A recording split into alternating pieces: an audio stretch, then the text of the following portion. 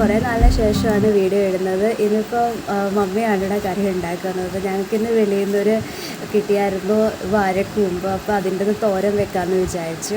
അപ്പോൾ അമ്മ ഇത് അരിയുമായിരുന്നു. ഇപ്പം കുറച്ചേ ഉള്ളൂ അരിയ, ബാക്കി ഇതെല്ലാം അരിഞ്ഞിട്ടതാണ്. ഇനിയിപ്പം ഇതിനകത്തിട്ട് ഞങ്ങളിപ്പോൾ ഒരു ഉള്ളിയും പിന്നെ വേറൊരു പകുതി ഉള്ളിയും കൂടാണ് എടുത്തത്. പിന്നെ ബാക്കി നമുക്ക് ചെയ്യാം. ഓക്കെ, നമ്മൾ ഇത് കഴുകുന്ന സമയത്ത് കുറച്ച് വെള്ളം ഒഴിച്ചിട്ട് അതിനകത്ത് ഉപ്പും കൂടി ഇട്ടിട്ട് വേണം കഴുകണം. അപ്പോൾ ഇതിൻ്റെ കറ ഇട്ട് കളഞ്ഞിട്ട് നമുക്ക് കറിക്ക് എടുക്കാൻ പറ്റത്തുള്ളൂ. അപ്പോഴത്തേക്ക് നമുക്ക് കഴുകിയെടുക്കാം.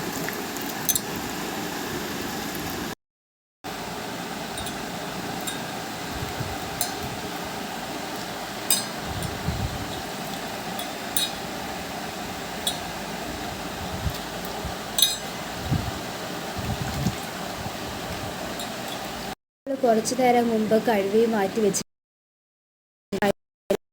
നമ്മൾ ഇതിനകത്ത് ഏതൊക്കെ മസാല ഇടേണ്ടതെന്ന് വെച്ചാൽ അത് നോക്കാം. ഓക്കെ, അപ്പോൾ മസാലയ്ക്കായിട്ട് ഞങ്ങളിവിടെ എടുത്തേക്കുന്നത് കുറച്ച് ഉള്ളി, വെറ്റൽ മുളകുണ്ട്, ജീര ആൻഡ് കറിവേപ്പില. ഇനിയിപ്പോൾ നമുക്ക് ഇവിടെ ചട്ടി ചൂടായിട്ടുണ്ട്. അപ്പോൾ അത് നമുക്ക് എണ്ണ ഒഴിക്കാം.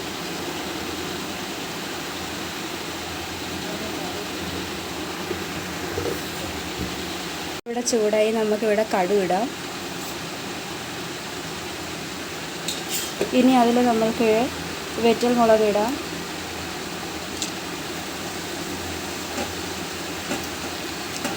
ഇനി അടുത്ത് നമുക്ക് ഉള്ളി ഇടാം.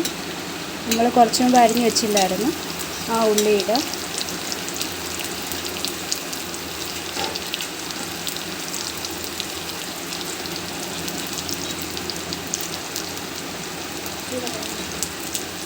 ഒന്ന് നമുക്കത് ഇളക്കി കൊടുക്കാം.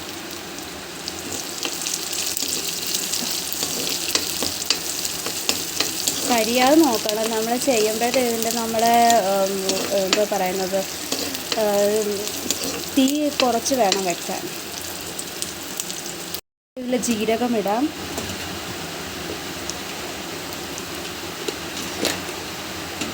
കറിവേപ്പില ഇടാം.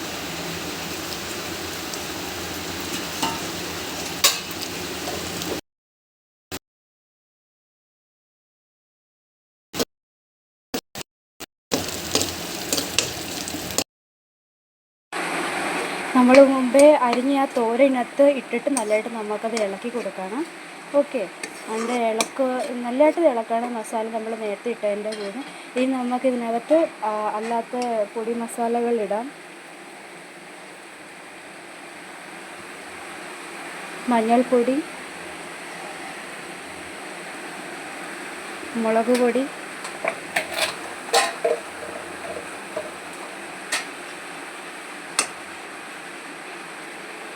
അവർക്ക് എത്ര സ്പൈസി ആക്കേണ്ടതെന്ന് വെച്ചാൽ അതനുസരിച്ച് വേണം ഇടാനായിട്ട്. ഞങ്ങൾക്ക് ഇവിടെ കുറച്ച് ലെസ് സ്പൈസിയാണ് യൂസ് ചെയ്യുന്നത്. അതുകൊണ്ട് ഞങ്ങൾ അതനുസരിച്ച് കുറച്ച് മാത്രമേ മുളക് പൊടി യൂസ് ചെയ്യുന്നുള്ളൂ. എരിവ് തോനെ ഞങ്ങൾ കഴിക്കാറില്ല. അപ്പം നിങ്ങൾക്ക് എങ്ങനെയാണ് എരി ഇഷ്ടമെന്ന് വെച്ചാൽ അതനുസരിച്ച് വേണം മുളക് പൊടി ഇടാൻ. ഗരം മസാല ഇടാം. ഒന്ന് ഇളക്കി കൊടുക്കാം നല്ലതായിട്ട്.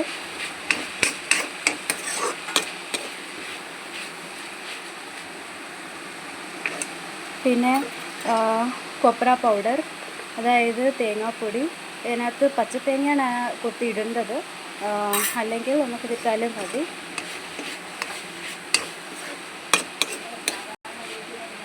മോസ്റ്റ്ലി എല്ലാവരും മറ്റേ പച്ചത്തേങ്ങയാണ് അരിഞ്ഞിടുന്നത്, കൊത്തിയിടുന്നത്. ഇപ്പം ഇവിടെ അത് കിട്ടാറില്ല, വളരെ കുറവാണ്. അപ്പോൾ അത് കാരണം ഞങ്ങളിവിടെ കൊപ്ര പൗഡറാണ് യൂസ് ചെയ്യുന്നത്, അതായത് തേങ്ങാപ്പൊടിയാണ് യൂസ് ചെയ്യുന്നത്. അതിട്ടാലും കുഴപ്പമില്ല. ഇനി നമുക്ക് നല്ലതായിട്ട് അടച്ചു വെച്ച് വേവിക്കാം. ഇവിടെ കുറച്ച് ഉപ്പിടാം. ഇത്ര മതിയോ അമ്മേ?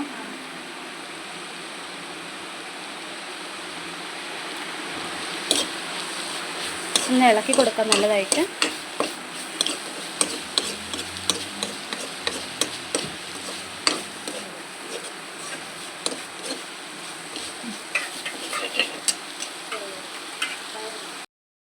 തോരൻ വെച്ച് കളർ ചേഞ്ച് ആയിട്ടുണ്ട്. അപ്പം ഞങ്ങൾ അതിനകത്തിട്ട് കുറച്ച് നമ്മൾ ചെറുപയർ പുഴുങ്ങിയതും കൂടി ഇട്ട് കഴിഞ്ഞാൽ നല്ലതാണ്. അതുകൊണ്ട് ഇതിപ്പോൾ നേരത്തെ ഞങ്ങളിവിടെ ചെറുപയർ പുഴുങ്ങിയത് വെച്ചിട്ടുണ്ടായിരുന്നു, അപ്പോൾ അത് ഇടുവാണ്. അഥവാ അത് നിങ്ങൾക്ക് അങ്ങനെ ഇഷ്ടമല്ലെങ്കിൽ ഇത് സ്കിപ്പ് ചെയ്യാം. അത് കമ്പൽസറി ഒന്നും ഇടണമെന്ന്, നമുക്ക് ഇട്ടാൽ നല്ലതാണ്. അതുകൊണ്ടാണ് നല്ലതായിട്ടൊന്ന് ഇളക്കി കൊടുക്കാം. കുറച്ച് ഫ്ലേവേർഡ് നല്ലതാകും, അത്രയേ ഉള്ളൂ. ഫൈനൽ കുറച്ച് നേരം കഴിഞ്ഞിട്ട് നമ്മൾ ലാസ്റ്റിൽ ഉപ്പിട്ട് നല്ലതായിട്ട് ഇളക്കി വെച്ചിട്ട് അടച്ച് വെച്ച് വേവിച്ചതാണല്ലോ. ഇനിയിപ്പോൾ അത് ഓപ്പൺ ചെയ്തപ്പോൾ ഇങ്ങനെയാണ് ഇരിക്കുന്നത്. എല്ലാവരും ഒന്ന് ട്രൈ ചെയ്ത് നോക്കണേ ഈ വീഡിയോ. പിന്നെ ഇഷ്ടപ്പെട്ടെങ്കിൽ ലൈക്ക്, ഷെയർ, സബ്സ്ക്രൈബ് ചെയ്യാൻ മറക്കല്ലേ. ബൈ. കാണാം ഇനി അടുത്ത വീഡിയോയിൽ. ഓക്കെ, ടാറ്റാ.